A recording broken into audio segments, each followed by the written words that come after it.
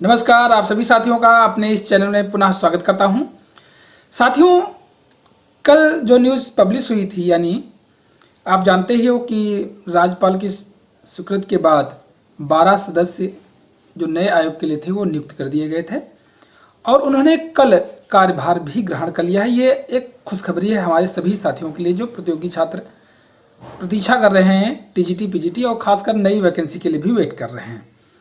अब मन में प्रश्न आ रहा होगा, कई लोग कल भी कमेंट किए थे कि नए जो सदस्य ज्वाइन कर लेंगे, क्या इनमें से कोई एक अध्यक्ष का कार्यभार की तरह कार्य करेगा? ये क्या सिस्टम रहेगा?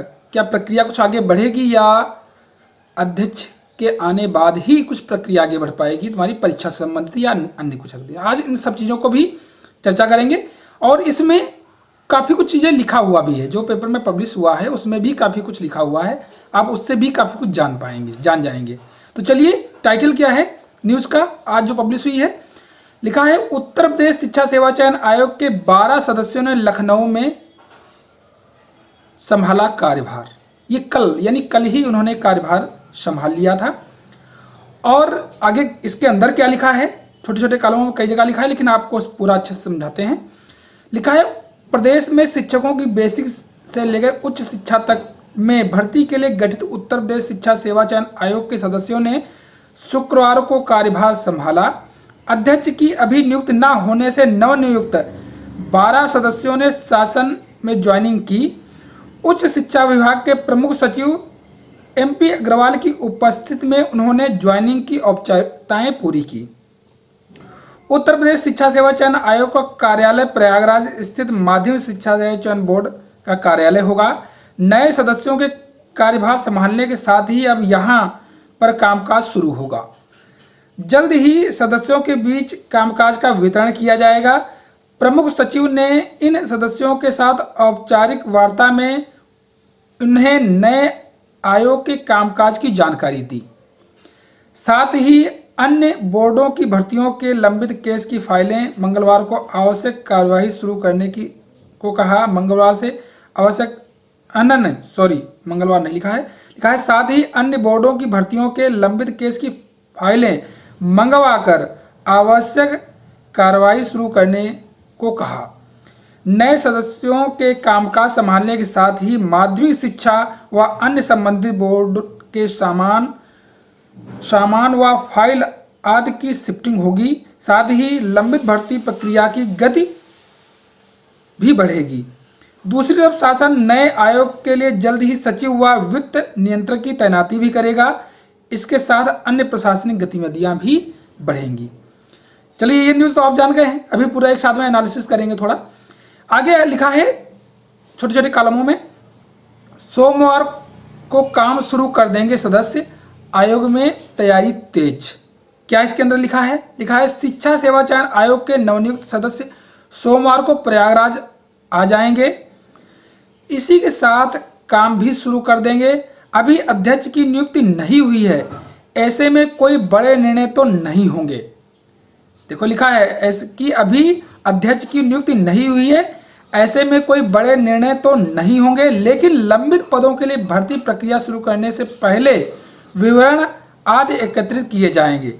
सदस्यों के आगमन की जानकारी के बाद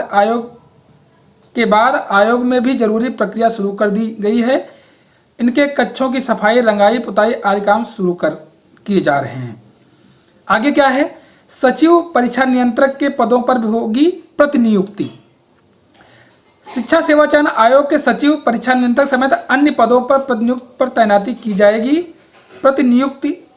की जाएगी। इसके लिए भी जरूरी प्रक्रिया जल्द ही पूरी की जाएगी। इस बाबत शासन की ओर से पत्र जारी कर दिया गया है। सदस्यों के बाद सचिव, परीक्षा नियंत्रक समेत अन्य पदों पर नियुक्तियों हो जाने की प्रक्रिया शुरू करने प्रक्रिया से पहले औपचारिकताएं पूरी करने में तेजी आएगी। देखिए,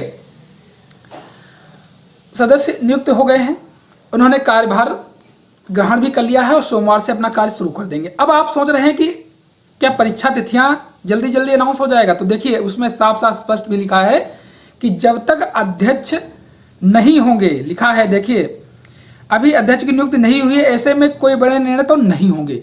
अर्थात अध्यक्ष के बिना कोई बड़ा निर्णय तो नहीं लिया जाएगा। इसमें भी स्पष्ट लिखा हो, ये कल मैंने भी कहा था कि बिना अध्यक्ष क्योंकि नया आयोग है, इसलिए अध्यक्ष की जिम्मेदारी अध्यक्ष को ही दी जाएगी, वही करेगा।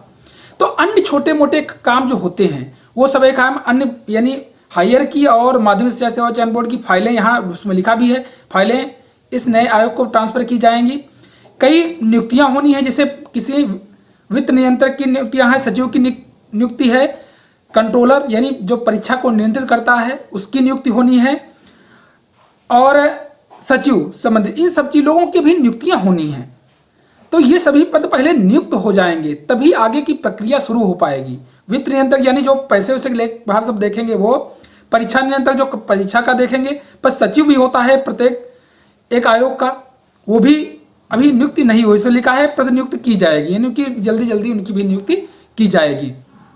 तो जब ये पूर्ण रूप से आ जाएगा, अन्य कर्मचारी, चतुर्थ श्रेणी कर्मचारी भी चाहिए काम करने के लिए, तो वो भी जब कर्मचारी अन्य सब विभागों से, हम मानते हैं कुछ सेवा चयन बोर्ड में होंगे उनको ट्रांसफर करेंगे, कुछ उच्च में होंगे उनको भी इसमें ट्रांसफर करेंगे, कुछ जरूरत पड़ेगी तो उसको नियुक्त भी करेंगे। तो इन सब चीज़ों का आयोग बृहद रूप में बन रहा है, एक छोटा आयोग नहीं है, तो इसलिए कर्मचारियों की संख्या भी पर्याप्त होनी चाहिए, चतुर्थ श्रेणी और अन्य वर्ग। तो इन सभी व्यक्तियों की नियुक्ति करेंगे, उसके पश्चात ही प्रक्रिया शुरू हो पाएगी आपकी किसकी, खासकर आप जो प्रतीक्षा कर रहे हैं टीजीटी, पीजीटी और हायर की असिस्टेंट प्रोफेसर एग्जाम की। और आगे नेक्स्ट भर्तियों की, काफी लोग पूछ रहे थे नेक्स्ट भर्तियां कब आएंगी सर। देखिए नेक्स्ट भर्ती प्रेजेंट सिचुएशन से लगता है कि 2025 में आएगी। इससे पहले आपके यही यूपी टीजीटी, पीजीटी और हायर की परीक्षा कराएं। जो इंटरव्यू है आपका पीजीटी में और प्लस इसमें हायर में, इनका कराना होगा और रिजल्ट देना होगा। ये सब चीजें इस साल होंगी, ये समझ लीजिए। तो भर्ती तो आपकी होगी, लेकिन मुझे जो इस प्रेजेंट सिचुएशन से लगता है, जो आप जान गए होंगे, काफी कुछ अनुमान लगा लिए होंगे, इससे लगता है कि आपकी परीक्षा टीजीटी जो हायर की परीक्षा अगस्त की तरफ जाने की संभावना है। इससे पहले में भी हम कतई अनुमान काट नहीं रहे हैं, आप जुलाई अगस्त की सिचुएशन देख, लेकिन लगता है कि सरकार गति में फास्ट, अभी समय जो है फास्ट गति से चलने की कोशिश कर रही है। तो अगर जल्दी जल्दी अध्यक्ष का जी कार्यभार ग्रहण कर लेते हैं तो तब उस कंडीशन में आ पाएगा। तो बड़े निर्णय अध्यक्ष ही लेंगे जब तक अध्यक्ष नियुक्त नहीं हो जाते, लेकिन अध्यक्ष नियुक्त होने में हमको लगता है कि लगभग 2 महीना लग जाएंगे। 25 दिन का समय दें, स्क्रीनिंग 1 सप्ताह में बहुत पास करेंगे, स्क्रीनिंग हो जाएगी, तो 2 महीना आप मान के चलिए। तो ये समझ लीजिए कि मार्च चल रहा है, अप्रैल, हम मई में मानते हैं कि अध्यक्ष का जो है कार्यभार ग्रहण कर लेंगे। तो आपके एग्जाम की तिथियां ये समझ लीजिए अगस्त की तरफ ही मान के चलिए, जुलाई अगस्त मानकर चलिए, और अपनी तैयारी कंटिन्यू रखिए, इसमें छोड़िए नहीं, क्योंकि हमको लगता है कि अब सरकार थोड़ी गति के मूड में है, तो ये प्रक्रिया जल्दी जल्दी पूरी हो जाएगी। और अगर कोई अपडेट होगी तो आपको अवश्य अवगत करा देंगे। साथियों, ये चैनल पर पहली बार आए हैं तो मेरे चैनल को सब्सक्राइब कर लीजिएगा, और चाहे तो मुझे फेसबुक पेज पर भी फॉलो कर सकते हैं। चलिए अब आपको मिलेंगे नेक्स्ट वीडियो में, तब तक के लिए धन्यवाद, नमस्कार साथियों।